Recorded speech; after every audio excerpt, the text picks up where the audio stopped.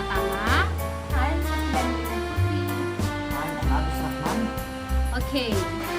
Now I will introduce ourselves. I'm Nur Mahdania and now I'm a host in this podcast. And I'm as a host in the podcast with Dania. And saya Evita. And I, as a cameraman. Baik, video ini kita ambil untuk memenuhi mata kuliah English Broadcasting yang diampu oleh dosen Miss Nuna Ningsi MED dengan tema mental health pada podcast yang akan kita bahas. See you.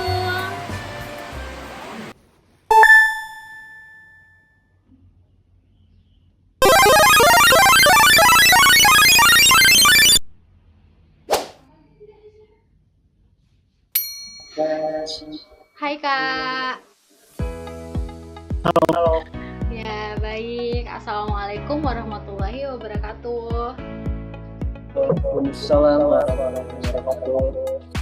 Jadi di sini ada kita melakukan beberapa pertanyaan ya Kak terkait mental issue. Mungkin kakaknya udah nggak terlalu asing dengan kata itu ya Kak. Oke. Tapi dari ini kita akan ngebuat podcast, cuman kita sesinya santai-santai aja sih Kak.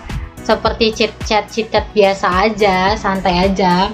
Paling nanti penjabaran tentang seperti apa sih pendapat kakak tentang mental health, what is the meaning of mental issues, dan pokoknya apa sih pendapat kakak tentang kesehatan mental itu sendiri. Terus juga mungkin dari pengalaman kakak pribadi, kakak memiliki pengalaman atau cerita-cerita apa aja yang bisa kakak bagikan untuk kita semua, yang positif maupun negatif bisa kakak bagikan untuk kita.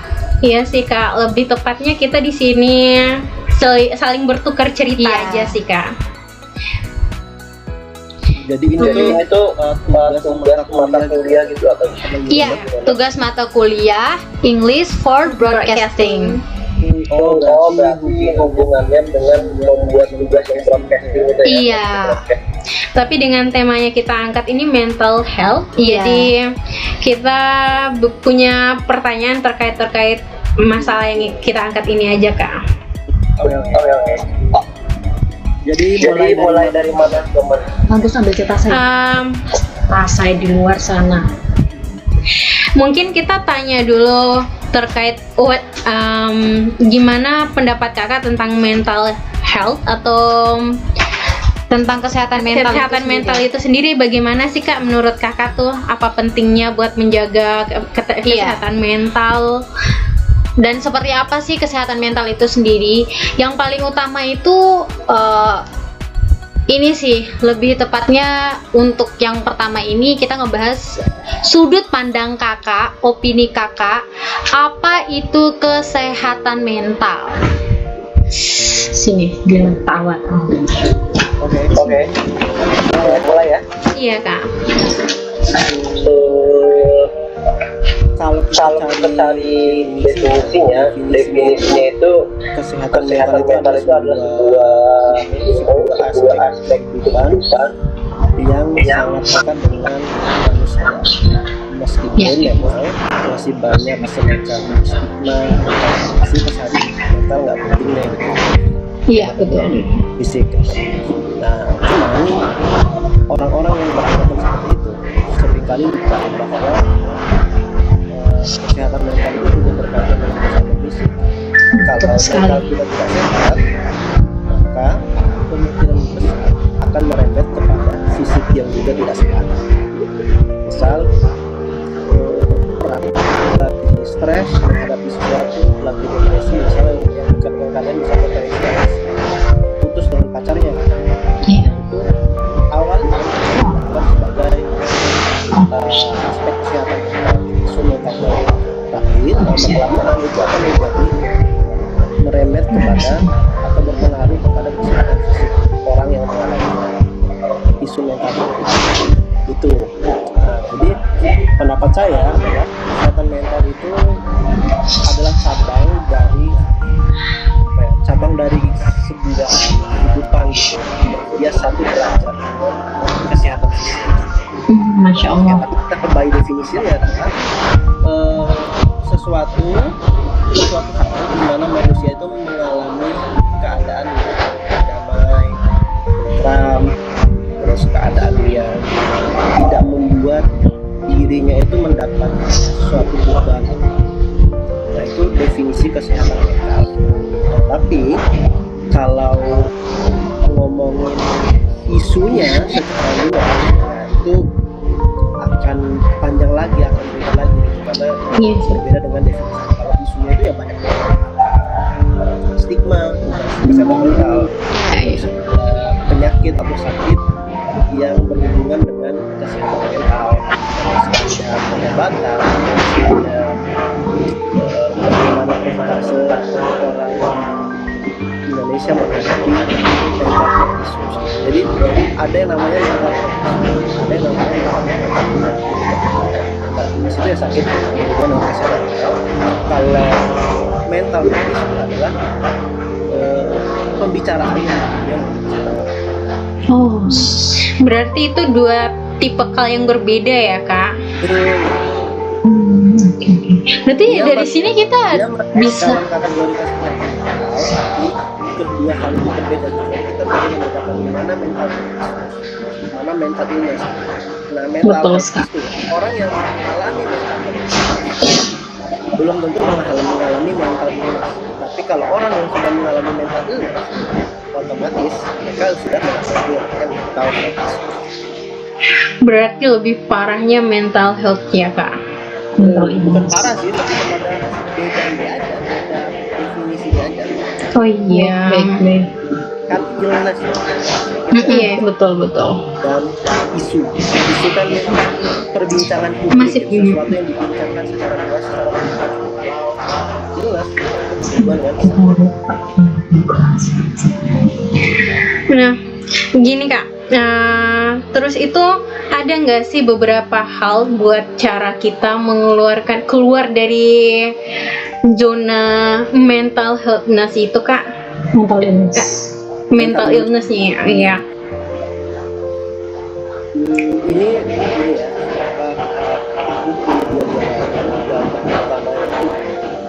yang ada hubungannya dengan yang rasakan.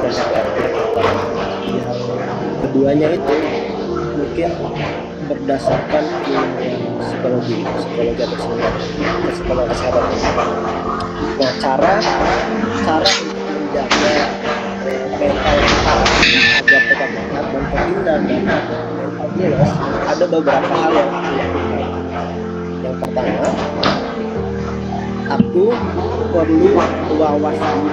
Wawas diri itu adalah sadar diri bahwa aku sedang tidak baik-baik saja sekarang. Kenapa itu penting? Karena itu adalah memulai semacam pintu gerbang untuk masuk lebih jauh lagi menangani atau membantu kita agar tidak terjadi. Pertama, sadar diri setiap hari. Jadi setiap hari itu kita ini yang bikin aku bisa nggak ya? Ini ada yang stres. Hari ini ada yang overthinking. Jadi kita cek setiap hari keadaan diri kita. Jadi kita semacam ngobrol dengan cara yang ngomong kita sendiri, atau setelah kita misalnya kuliah, setelah make up dan lain-lain, misal 2 minggu untuk ngomong, misal aku bilang rehat, semoga kamu keadaannya baik-baik aja. Terus kita cari tahu lagi, kamu jawab sendiri aja, sendiri. Satu. Terus yang kedua, mencatat. Kenapa mencatat itu penting dalam aku? Karena menurutku semua itu sayangnya tempat kita curhat itu kadang-kala Betul. kita terlalu mengandalkan yang namanya manusia. Sedangkan manusia itu ya nggak semua manusia ini baik. Benar, Ya benar banget. Kalau itu baik tetap ada kan harus membantu orang. Kita mengkilat bahwa ada apa yang kita rasakan perlu diceritakan ke orang lain. Tapi Betul lebih baik sekali. kita mencatat dan menuliskannya di dalam buku catatan atau istilah psikologi kita mencatat kita setiap hari apa yang kita rasakan dan apa yang kita syukuri. Itu yang kedua. Terus yang ketiga, membaca tentang isu kesehatan mental, membaca tentang bagaimana cara menjaga kesehatan mental, bagaimana kita lapang dada dan industri kehidupan yang kita alami sekarang. Itu yang ketiga. Terus yang keempat, memperbaiki diri paling semacam kita sayang sama diri kita sendiri. Kenapa? Itu penting karena banyak orang senang ngurusin orang daripada ngurusin diri sendiri. Betul sekali. Benar banget bang. Karena banyak orang juga ini lebih senang ngomongin temen ya daripada ngomongin diri sendiri. Banyak orang di dunia ini lebih senang menunjukkan kondisi lemahnya daripada mempertahankan. Betul sekali, betul.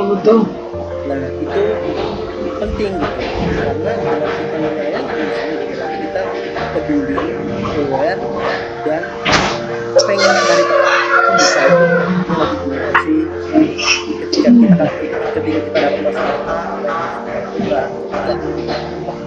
kita dapat masalah kita lakukan ketika kita mencapai self reward apa yang kita Iya, betul sekali. itu bagian dari yang namanya Mencintai diri sendiri. apa ya menyayangi diri sendiri. Iya. Terus kemudian yang lain-lainnya itu ya filterisasi Itu udah include sama ini. Udah include ini. Tinggal ini. Nanti mau. kan kadang Sudah kita dulu. menjengkelkan ada Ya. manusia yang ada aja manusia yang bisa menyinggung perasaan itu sih itu dari pengalaman. Tapi kalau dari psikologi itu lebih panjang lagi. Oke. Kita nggak boleh denial. Kedua kita harus belajar yang namanya self acceptance. Benar kenyataan hidup berjalan. Kemudian yang ketiga baca buku. Kemudian yang keempat memeriksakan diri keadaan diri kita ke psikolog atau psikolog. Bukan malah kita bukan malah kita percaya dengan real orang Betul. video kita orang Iya. orang itu tidak punya ilmuwan yang jelas. Benar sekali. Itu terus kemudian mencari bantuan profesional itu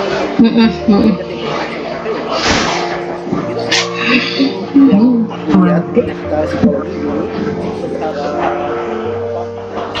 pengalaman ada sakit di tabung saraf itu. Oke, baik Kak. Terus jadi dari yang telah kakak jabarkan itu, yang sudah kakak jabarkan itu, ini sangat-sangat membantu kita semua. Terkhususnya ini kan kita akan nge-record kakak nih. Nah ini dari yang sudah kakak jabarkan, dari pengalaman kakak, itu bisa membantu mungkin teman-teman di sana yang butuh pertolongan berkaitan dengan kesehatan mental itu sendiri. Kemudian nih Kak, yang mau saya tanyakan lagi,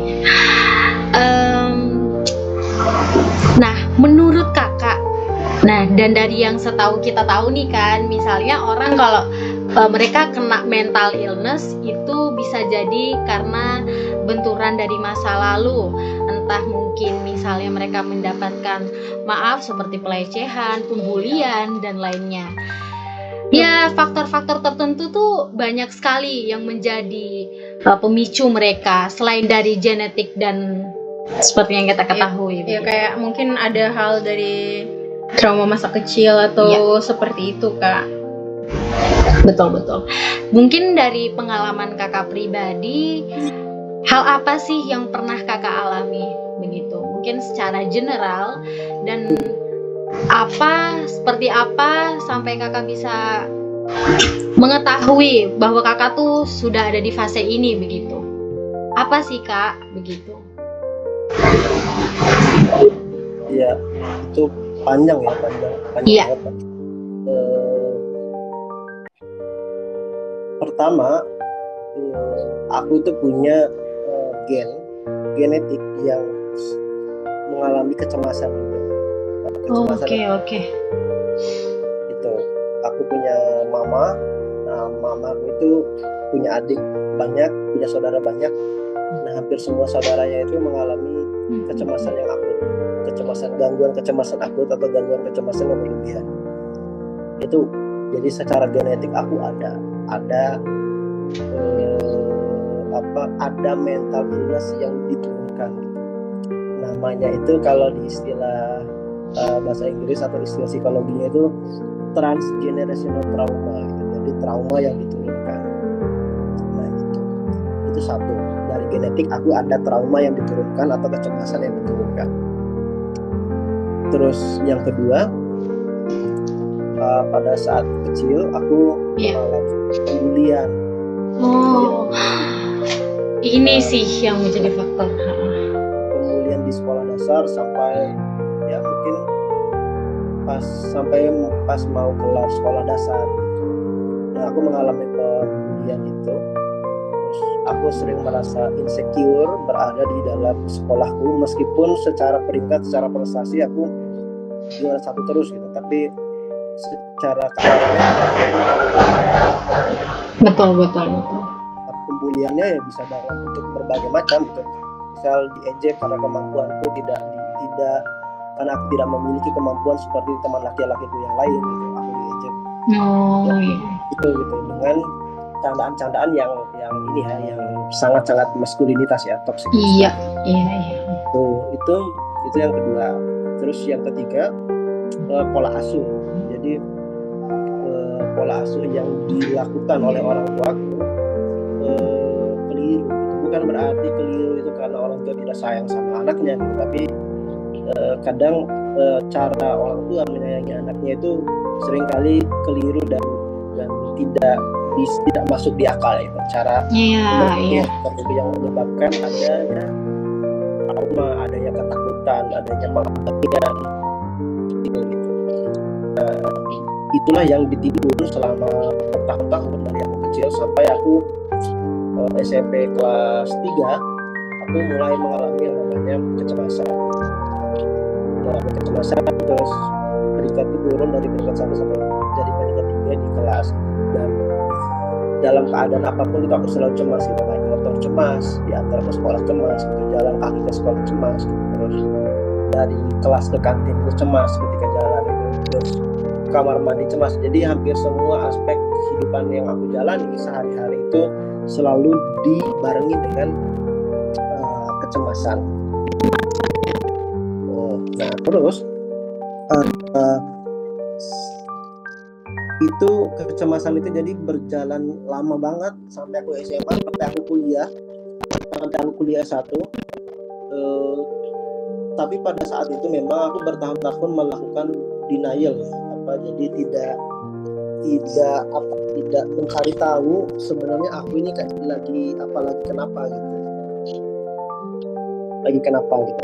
Nah tapi aku tidak mencari tahu sama sekali sampai akhirnya pas kuliah aku tuh mengalami sebuah pergolakan batin yang lebih banyak gitu. Jadi aku stres dalam banyak hal, kemudian aku insecure dalam banyak hal gitu. Terus tiba-tiba ada satu fase di mana aku down banget, nggak bisa ngapa-ngapain, hanya ingin di tempat tidur aja, sering nangis gitu, sering sedih, sering hampa, sering kecewa gitu.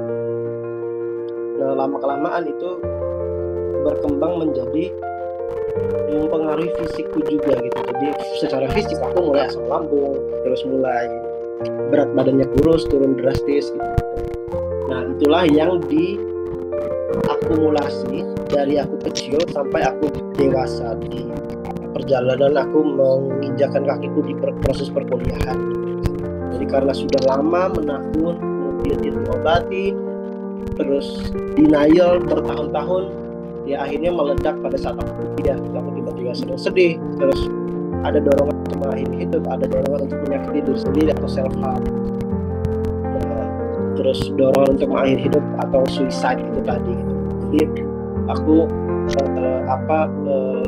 keinginan untuk suicide itu tinggi banget, dan aku pernah melakukan percobaan bunuh diri di Jogja itu beberapa kali lah, mungkin 12 kali gitu. Karena ada masalah-masalah yang seperti itu yang menurut aku, ini nggak beres gitu. Ini bukan perkara fisik lagi gitu, tapi perkara yang lain. Aku perlu mencari tahu.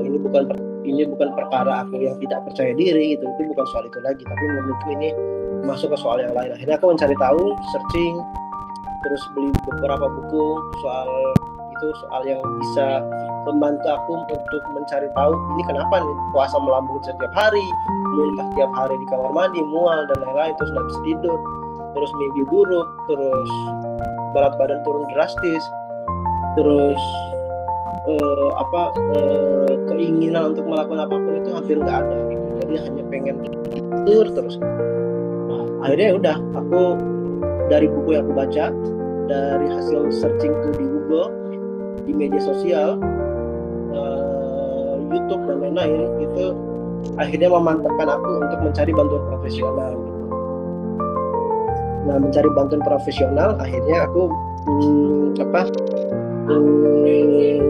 datang ke psikolog, kemudian datang ke psikiater, mengecek keadaanku gitu. Dan itu akhirnya aku mendapat diagnosa bipolar disorder dan anxiety disorder, dan belakangan aku juga mengalami BPD, namanya borderline personality disorder. Ya, itu tiga jenis mental illness yang paling banyak diidap oleh masyarakat dunia. Nah, cuman memang masyarakat dunia itu masih banyak yang denial, masih banyak yang tidak percaya dengan mental illness. Ya percayanya yang lain gitu, percayanya malah ini dikirim oleh orang yang tidak suka sama kamu, ini disupport. Ya itu aku tidak menghakimi pemahaman orang yang seperti itu ya, tapi menurut pemahaman yang gitu.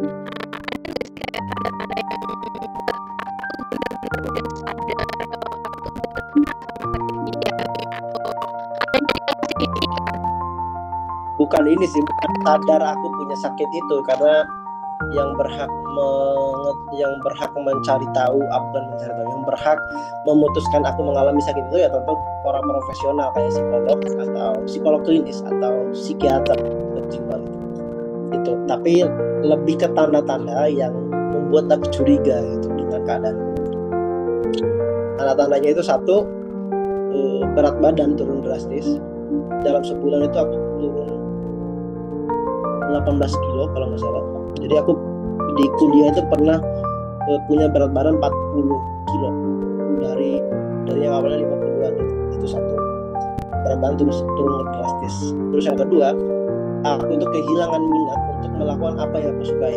Setelah aku hobi baca buku, hobi nulis, terus hobi olahraga lari gitu, tapi naik gunung gitu. Tapi kok aku pada saat itu tuh ngerasa aku kehilangan minat gitu, sama sekali tidak berenergi untuk melakukan aktivitas yang aku sukai gitu. Itu yang kedua. Yang ketiga, aku sering merasa hampa, merasa kosong, dan merasa kecewa yang berlebihan kepada diriku sendiri. Misal dulu semester 1, semester 2 itu IPK ku 4, terus ada semacam seleksi student exchange ke Belanda. Nah harusnya itu aku memang digadang-gadang menjadi orang yang pasti bisa lolos dan ikut gitu.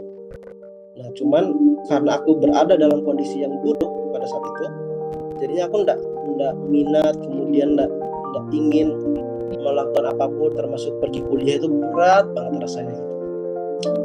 Nah akhirnya aku diputuskan untuk tidak ikut, diputuskan oleh kampus tidak ikut student exchange gitu. Nah dari situ awalnya aku nggak mau, memang secara keinginan itu hilang minat gitu. Padahal sebenarnya keren banget ketika ikut itu.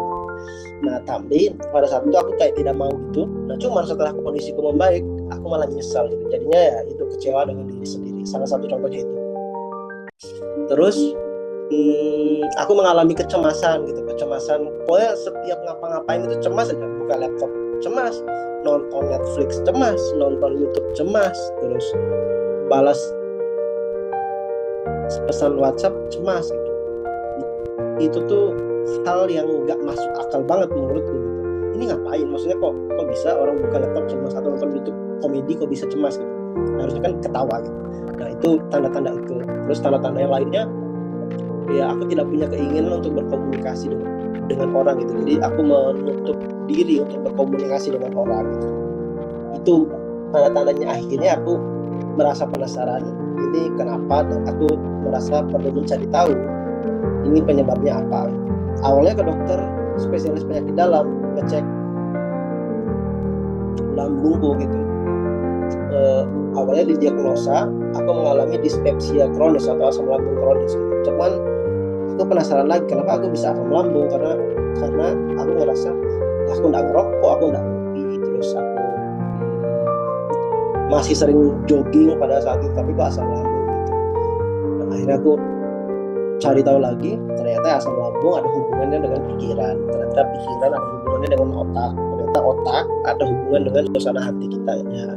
Jadi keterhubungan itu yang membuat akhirnya aku datang ke psikolog dan psikiater untuk ngecek dan minta mereka untuk mencari tahu apa yang sedang terjadi dalam hidup. Nah, jadilah aku didiagnosa seperti itu.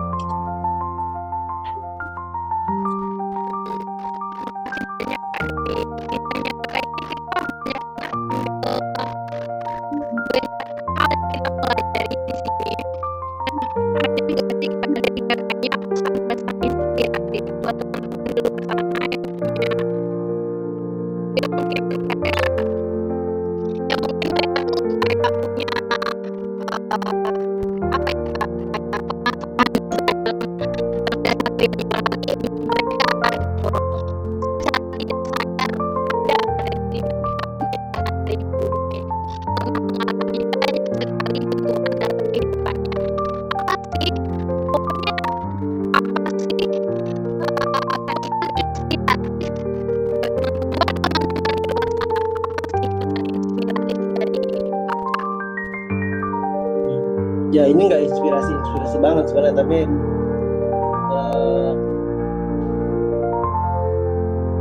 mengurai benang kusut di dalam pikirannya teman-teman. Itu yang kedua. Yang ketiga, sering-seringlah ngobrol sama diri sendiri. Kenapa? Ini bukan soal kamu gila ya kalau ngobrol sama diri sendiri, bukan soal itu gitu. Tapi lebih kepada kenapa kita perlu ngobrol sama diri sendiri ya, biar kita tahu gitu keadaan kita itu lagi dalam kondisi apa gitu. Kayak yang saya sarankan tadi itu, bangun tidur, setelah mandi, setelah make up, mau ke kampus dan lain-lain. Nah, sebelum kesana itu coba mantengin keadaan muka kita di cermin dan bertanya, misal Ais gitu, bertanya, Ais, are you okay? If you not okay, aku berjanji akan membantumu dan akan mencari tahu apa yang sedang kamu hadapi. Jadi semacam ngobrol dengan diri sendiri. Terus yang selanjutnya adalah sering-sering baca buku atau baca jurnal atau baca artikel yang itu akan memperluas pengetahuan kita dan menstimulus otak kita untuk terus bertanya, untuk terus resah dengan keadaan diri kita sendiri. Karena dengan kita baca buku, dengan kita akan terus-terusan bertanya gitu. Kalau kita nggak baca, jatuhnya itu denial kita itu lebih tinggi gitu daripada keinginan kita untuk mempertanyakan keadaan diri kita. Nah, makanya kita itu krisis orang yang senang membaca gitu, agar dia berstimulus untuk kritis terhadap keadaan dirinya. Soalnya kan belakangan ini kan kita kadang melihat orang yang baca buku, melihat orang yang pintar gitu, tapi mereka itu lebih senang ngurusin orang gitu daripada ngurusin dirinya sendiri gitu. Ya bukan berarti saya tidak sepakat dengan mereka gitu, saya sepakat dengan orang yang mengurusi orang karena itu membantu. Tapi jangan sampai persentasenya itu lebih banyak mengurusi orang, jangan sampai 90% ngurusin orang, 10% doang disisain buat dirinya sendiri. Menurut saya kesalahan yang fatal gitu. Nah, itu saran-saran. Tapi kalau tidak dilakukan semua, ya kemungkinan besar kita akan bermasalah dalam kesehatan mental kita gitu. Baru diputusin sama pacar langsung stres dan mau ngapain, sedih, dan tapi nggak diobatin, nggak yang dipertanyakan gitu, hanya diratapi aja. Jadi kekeliruan selanjutnya adalah kita terlalu sering meratapi keadaan kita tanpa ingin untuk mencari tahu apa sebenarnya sedang kita rasakan. Yang terakhir ya, teruslah penasaran dengan keadaan kita gitu. Setiap hari ditanya rutin, pelus dada, dipeluk dirinya sendiri setiap saat gitu. Itu sih.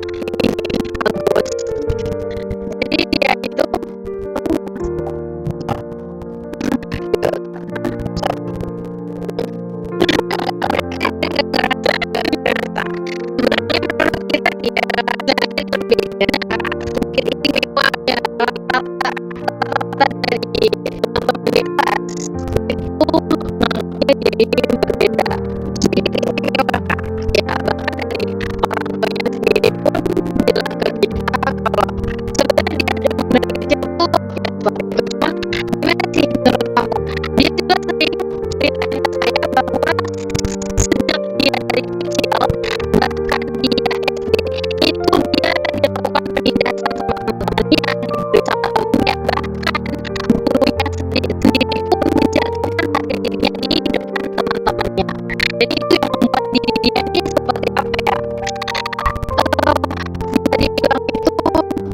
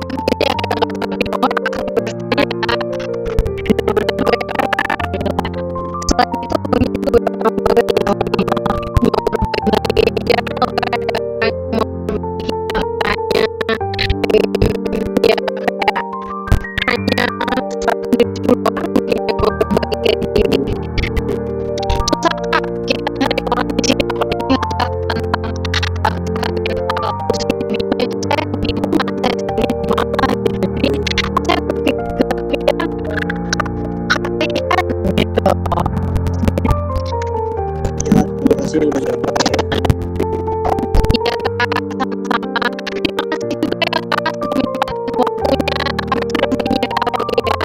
Sama-sama. Semoga dari inspirasi yang kakak sampaikan tadi itu bisa menjadi amal ceria buat kita semua, mungkin untuk orang-orang yang mendengar juga nantinya. Iya. Iya. Mungkin itu saja. Terima kasih.